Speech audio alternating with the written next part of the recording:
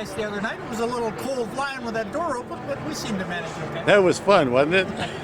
But how fast were we going when we were doing that photo shoot? Well, we were doing about 70 to 80 miles an hour. Yeah, with the door, one door open? With one door open, you hanging on, yes. And how did you get involved with the Paradise aircraft?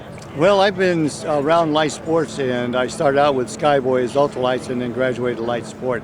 And I started with the Jabiru, and heard about the Paradise, saw them at a show, and wanted to look at it closer, and got more familiar with it, got more details. So I'm really thrilled and excited about what Paradise is doing, the factory, the company, and the people.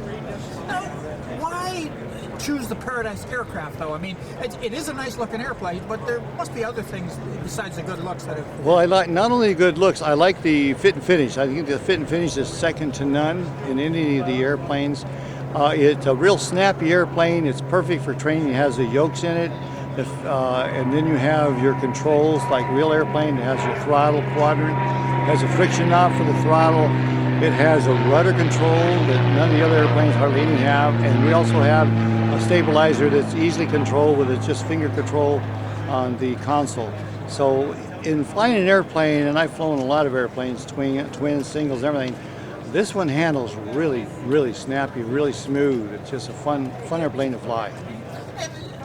I'm fairly large now. I didn't used to be, but I mean, you're a good average size too. We fit into that cabin very well. The cabin's about 43.3 inches wide, and it's about wide. It's 172, and it's about as wide as you can get in most cabins. I mean, there's some out there that have a little wider cabins, but then again, the wider the cabin, the slower the airspeed. And also, for me, shooting the video shooting the photos, I was able to move the seat all the way back or forward in order to make it more comfortable. That's one of the big features is the adjustable seats, and also the seats come out. So if you want to take one seat out and carry a large object, it's not too heavy, you can do that. And also if you're a camper person, you can take both seats out, throw some blankets down, and put a sleeping bag in there and sleep in the airplane. And there's also a gentleman, Dylan, the paraplegic, that is actually utilizing that space. He is, that's right. He can bring his wheelchair, put in the back. You can put a wheelchair in the back. You also put 2 golf sets in the back with no problem. So the airplane has a lot of versatility.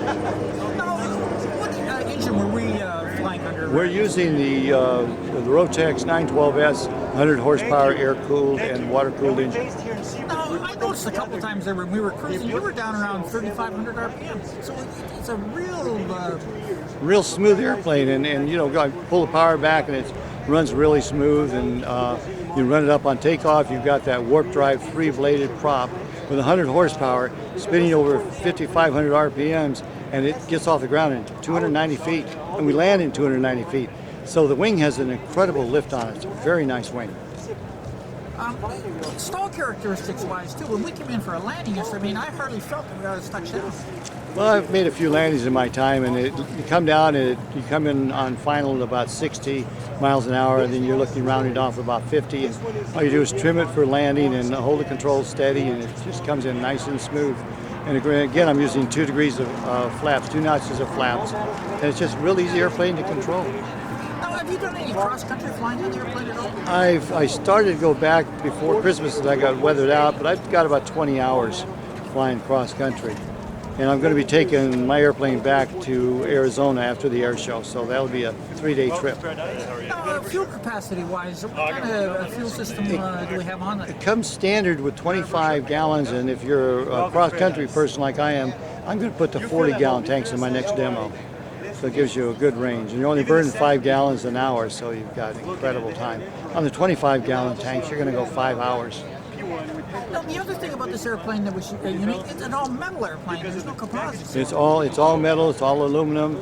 Again, the fit and finish is just really gorgeous. It's really something to look at, and it's made really, really well. And it has a steel frame cage too. So steel frame cage and wrapped with anodized aluminum.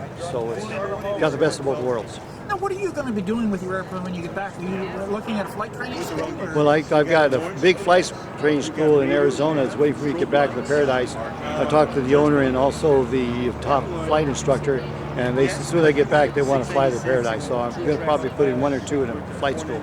It's perfect for flight school training. Now, are you a dealer for the airplane now? Yes, I am. Yes. So if somebody wanted to get a hold of you, get more information on the airplane? Yeah, call Ed Ricks at 623-695-9040. And where are you physically located? At Glendale Airport, GEU.